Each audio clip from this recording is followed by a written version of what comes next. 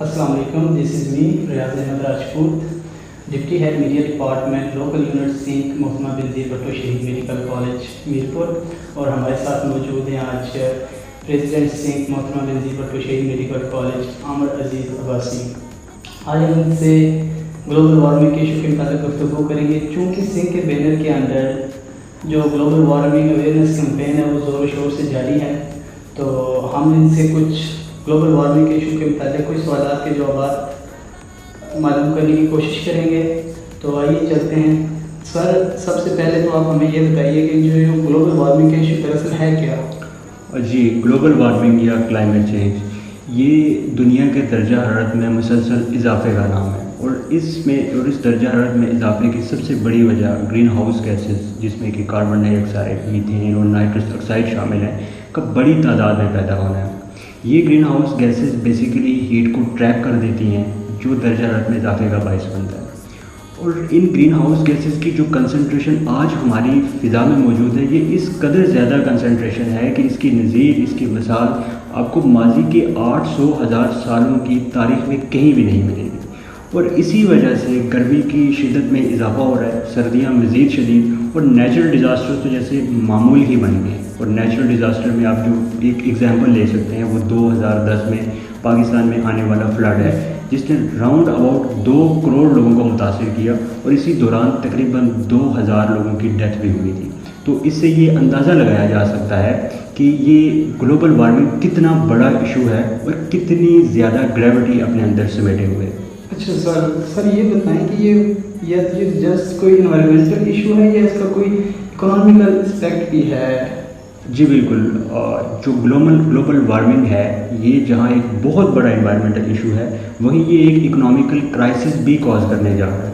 اب کے علم میں ہے کہ ہماری سب سے بڑی انڈسٹری پاکستان میں جو ہے وہ ایگریکلچر انڈسٹری ہے. گندم, چاول, کپاس, یہ ہماری مین ایکسپورٹس ہیں.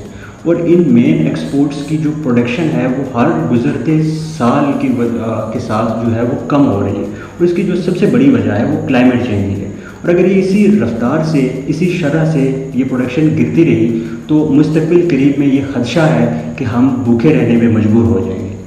سر, کلائمیٹ چینج تو ہو چکا ہے, تو ابھی اس کی ریسٹوریشن کی کوئی پاسبلٹی آپ کو نظر آتی ہے, یا پھر ہم کیا رول پلے کر سکتے ہیں اس کو ریسٹور کرنے کے لیے؟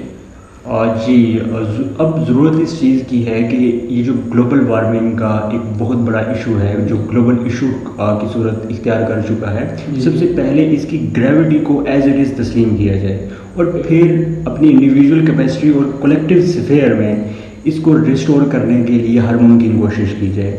انہی آبجیکٹیوز کو سامنے رکھتے ہوئے سنک کے بینر کے اندر گلوبل وارمنگ اویئرنیس کیمپین کا انیشیٹو لیا گیا, اور اس انیشیٹو کو 3 مراحل میں تقسیم کیا گیا.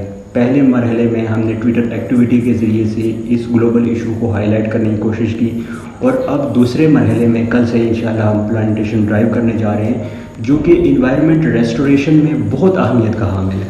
سنک MBBSMC کے پلیٹ فارم سے ہم نے ہر ممکن کوشش کی کہ ہم لوگوں کو قائل کر سکیں اور ان کو یہ باور کرا سکیں کہ وہ ایٹ لیسٹ ایک پودا لگائیں اور انوائرمنٹ ریسٹوریشن کی طرف اپنا پہلا قدم اٹھائیں. کیونکہ یہ ایک گلوبل ایشو ہے, کسی فرد واحد کا یا کسی ایک ملک کا ایشو نہیں ہے, بلکہ ایک گلوبل ایشو ہے, اور گلوبل ایشو کو ہمیشہ گلوبل اپروچ کے ذریعے سے ہی مینیج کیا جا سکتا ہے. جی, اسی حوالے سے مجھے یہاں پہ ایک اسلامک اسپیکٹ بھی نظر آیا ہے کہ ہمارے نبی حضرت محمد صلی اللہ علیہ وسلم نے بھی جو ہے درخت لگانے کی ترغیب دی, اور اس کو درخت لگانے کو صدقہ جاریہ کہا. اور ہمارے بزرگوں کی یہ بھی روایت رہی ہے کہ انہوں نے دوسروں کو قائل کیا کہ درخت لگائیں, اور انہوں نے خود بھی اس نیک عمل میں اپنا ہاتھ بٹایا. تو سر, میں آپ کو آخر ایٹ ہم کوشش کرتے ہیں کہ اس نشست کو ہم سمیٹنے کی کوشش کریں, اور سر آپ آخر پہ کوئی کمنٹس دینا چاہیں تو مور ویلکم سر. جی بالکل, میں ایٹ دا اینڈ ایک میسیج دینا چاہتا ہوں دیکھنے والوں کو کہ ہم یہ جو کیمپین کرنے جا رہے ہیں پلانٹیشن کی, تو اس میں یہ ریکویسٹ کروں گا سب سے کہ وہ آئیں اور ہمارا ساتھ دیں, اور یہ عہد کریں کہ وہ انوائرمنٹ ریسٹوریشن کی طرف نہ صرف خود آئیں گے, نہ صرف خود قدم بڑھائیں گے, بلکہ دوسرے لوگوں کو بھی ترغیب دیں گے, اور ترغیب دینے کے ساتھ ساتھ انہیں اس کیمپین کا اور اس کارواں کا حصہ بنائیں گے. چلے سر, بہت بہت شکریہ سر آپ کا قیمتی وقت دینے کے لیے.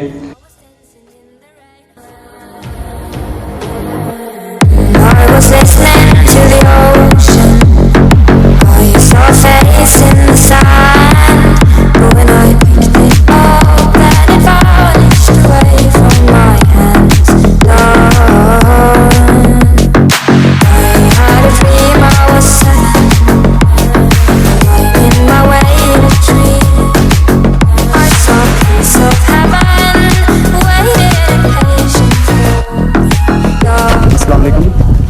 अभी हम यहाँ पे अपने मोहतरमा बेनज़ीर भुट्टो मेडिकल कॉलेज में खड़े हैं, इसके कैफ़े पे खड़े हैं और ये हमारे साथ पीछे हमारे स्टूडेंट्स खड़े हैं, डिफरेंट क्लासेस के स्टूडेंट्स हैं। और सिंक ऑर्गेनाइजेशन जो है उसके अंदर हम आज एक ग्लोबल वार्मिंग के इशू के लिए हमने एक प्लांटेशन डे का हमने एहतमाम किया और जिसमें सारे स्टूडेंट्स मिल के यहाँ पे आज एक प्लांटेशन का ऑर्गेनाइज़ किया हमने। तो लेट्स सी, आप हम दिखाते हैं वहाँ पर।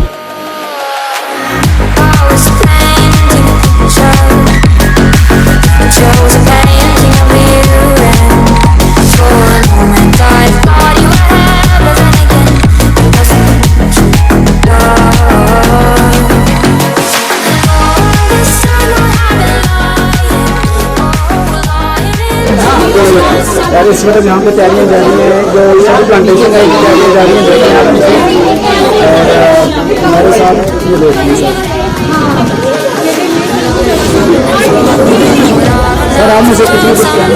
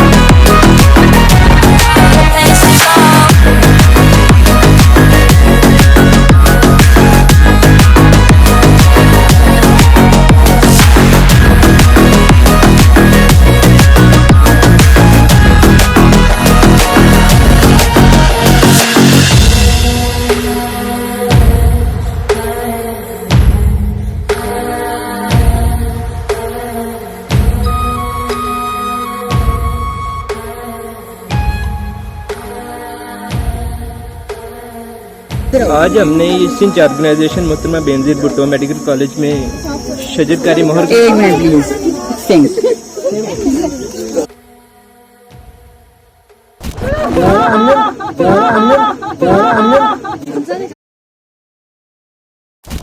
सर आंखें तो और बहुत कुछ बताती हैं पर दुनिया जाने तो सही। हाय सर, आपकी आंखें क्या बताती हैं? मेरी आंखें इस वक्त आपके कैमरे में देख रही हैं, जिसकी रिफ्लेक्शन वो पीछे लड़के नज़र आ रही हैं। यकीन जाने बहुत नाइस सीन चल रहा है।